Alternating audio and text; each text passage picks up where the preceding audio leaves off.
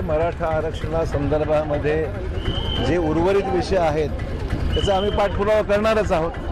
त्यामुळे जरांगे पाटलाला विनंती करेन की उपोषणाचा मार्ग न स्वीकारता सरकार नव्याने गठीत झालेलं आहे. आम्ही मुख्यमंत्र्यांकडे जाऊ, त्यांनी मला जमलं तर मधल्या काळात त्यांना भेटायलाही मी बघतो. त्यांचा तो उपोषणाचा विषय आहे, त्यांना मधल्या काळात भेटायची माझी इच्छा आहे. भेट घेऊन उर्वरित मागण्या त्यांच्या मी समजून घेईल आणि शासनाला पाठपुरावा करू त्याचा. आपण मला त्याच्यामध्ये तातडीने काही कॉमेंट करता येणार नाही. कायदेशीर विषय आहे, समजून घ्यावे लागतील. परंतु आरक्षणाला कसा गती मिळेल उर्वरित विषयामध्ये त्या प्रयत्न आहे. सरकार समाधानी आहे आरक्षण देण्यासाठी? त्यांचं काही दिलंच आहे ना सरकारने, देण्यासाठी काय दिलंच आहे. एकनाथ शिंदे मुख्यमंत्री असताना, देवेंद्र फडणवीस उपमुख्यमंत्री असताना 10% आरक्षण तर ऑलरेडी दिलंच आहे. आपण ते लागूही आहे झालं महाराष्ट्रामध्ये.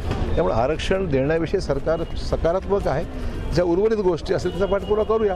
बस भाडेवाढ झालेली आहे, दराची वाढ करण्यात आली. बस भाडेवाढी असं आहे की सेवा चांगली लागत असेल तर त्याचं उत्पन्नही वाढलं पाहिजे, त्याला लोकांनी साथी दिली पाहिजे. त्यामुळे सगळीकडे तिकीट, विमानाची तिकीटं वाढतात, रेल्वेची तिकीटं वाढतात, त्या बसही सुद्धा अनेक वर्षांनंतर होणारी भाडेवाढ आहे.